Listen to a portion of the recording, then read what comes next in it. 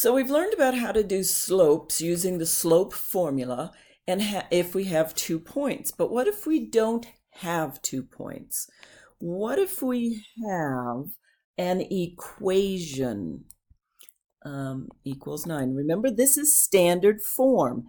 AX plus BY equals C. Standard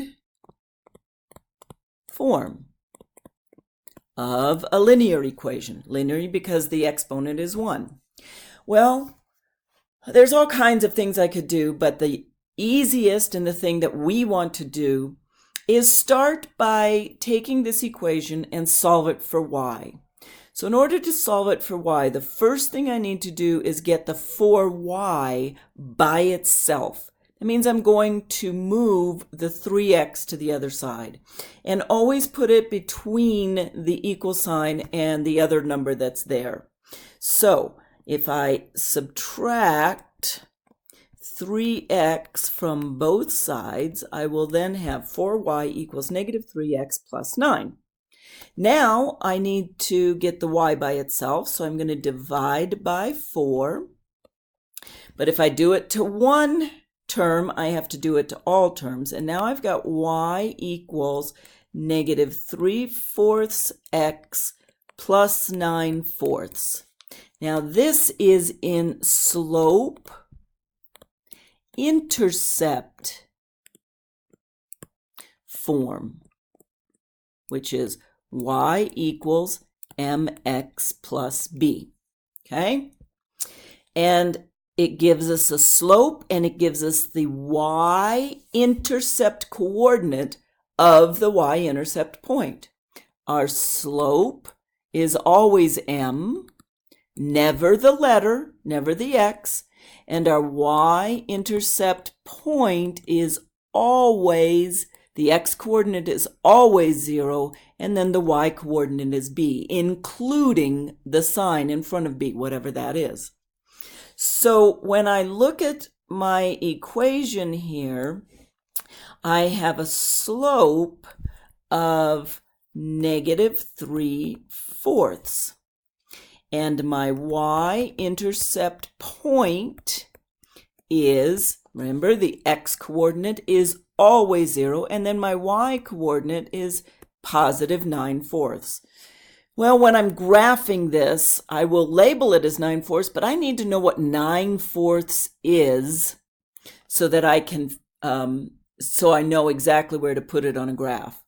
Well, I just need to turn this into a mixed number. So 4 goes into 9 twice. 2 times 4 is 8, and 9 minus 8 is 1, so that 1 becomes my new numerator, and 4, the exact same denominator, stays here. So 2 1/4 is what I'm working with.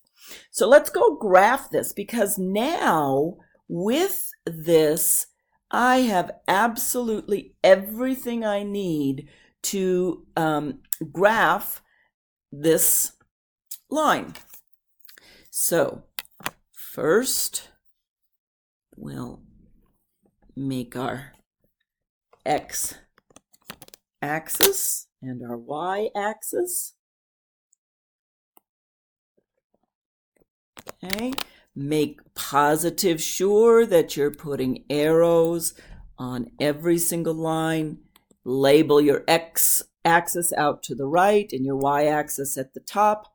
Okay, now let's go back and see, because the very first thing we need to do is graph our y-intercept point.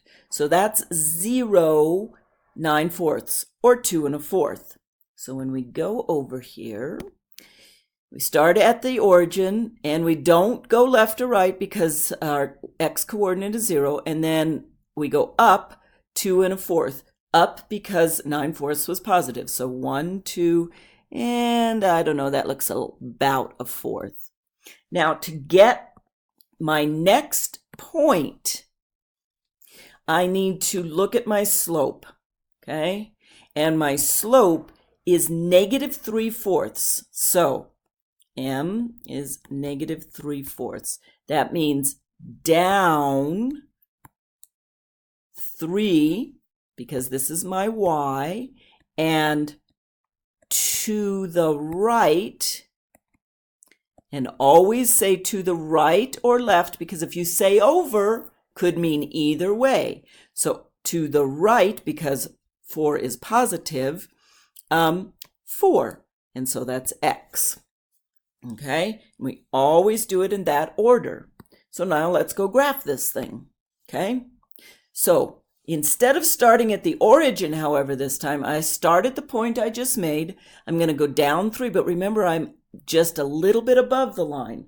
So 1, 2, 3, and then to the right 4. 1, 2, 3, 4, and that's my second point. All I need is 2 points to graph a line. I can have many more if I want, but I need at least 2, so I use my ruler and make a nice line here. Make sure to put arrows on the end so it shows it's going in both directions forever. And then I label my points. This one was 0, 9/4. And this one, x first, so starting at the origin, 1, 2, 3, 4. So to the right 4, so that's positive. And then it's going to go up, so it's also positive, but it's just 1/4. And there's my line. And that's how we get a slope when we are using an equation. So let's do a few more examples of getting our slope using an equation. So 4x minus 5y equals 20. So first I need to put this in slope-intercept form. So I'm going to subtract the 4x from both sides, and you see how I push it up between the equals and the other one. And now I'm going to divide each term by -5. So I get y equals negative divided by negative is a positive, so 4/5 x. Positive times a negative, or divided by a negative, is a negative. 20 divided by 5 is 4. So my slope is 4/5. My y-intercept point is 0, -4. So now I need to graph my point first and then use my slope to go ahead and find the next point. Okay, so let's just go ahead and graph this. Okay, make sure to make your graphs nice and big in the middle. Okay, label them well. Okay. Sorry, that line didn't come out very. All right, so here's this. I don't know where that little b came from. And I'm not going to worry about getting rid of it right now. Y at the top. So first we have our y-intercept point, which is 0, -4. So I start at the origin. I don't go left or right because that coordinate's 0. And I go down because it's -4. 1, 2, 3, 4. And write my point. Then starting at this point, I'm going to go up 4 and to the right 5. Remember, my slope is 4/5, both positive. So up 4, 1, 2, 3, 4, to the right 5. 1, 2, 3, 4, 5. And there we go. There's my graph. It would be easier if this didn't move around. There we go. Put my arrows on and label these. And this is 1, 2, 3, 4. And so this is 5, 0. And we're done. Okay? Now, I'll come back and do a couple more if I have time, but what I want to show you here in the meantime is, remember, there are 2 other kinds of lines that we can have. So this is what we get when we get just a straight line, and this one has a negative slope, so our line went this way, and this one has a positive slope, so our line went this way. But remember, if I have a horizontal line, and let's say it's going through 0, -3, okay? I know right away that my equation is going to be 0, -3, because a horizontal line, the equation is always just y equals some number, and the number is always your y coordinate. And so in order to graph this guy, I just do this. So go away. Oh, crud. Sorry about this. Okay, sorry about that. I paused so that I could figure out how to get back. And then I was trying to get rid of this stupid C. I don't know where that came from. But anyway, ignore it. So in the meantime, I wrote my axis. Remember, our equation was y equals -3. So all I do is, remember, horizontal line. And it's at -3. So go down 3, 1, 2, 3. And I draw my line. And this is it. We're done. That's it. Horizontal and vertical lines only need 1 point. And so this one's 0, -3. You can put as many as you want, but that's all it needs. And that's it. We don't need to use slope-intercept form or anything like that. If I had, say, oh, I don't know, 5, 2, and it was a vertical line, then I know it's x equals 5, because it's always x equals the x coordinate. And so let's go ahead and graph this guy.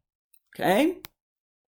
So again, let's get our nice, and always put them right in the middle. Maybe you can get about 2 graphs on a piece of paper. Okay? And never on the back. Okay. And now we'll put in our arrows and our labels. And this one was x equals 5. So I go to the right 5. 1, 2, 3, 4, 5. And this one's vertical, so it's up and down. And here's my vertical line. Arrows. Label it 5, 0, and I'm done. Okay? Anything that says average rate of change is always talking about slope. Average rate of change is talking about slope. So hopefully that's enough. If not, let me know, and I'll see about doing some more examples for you.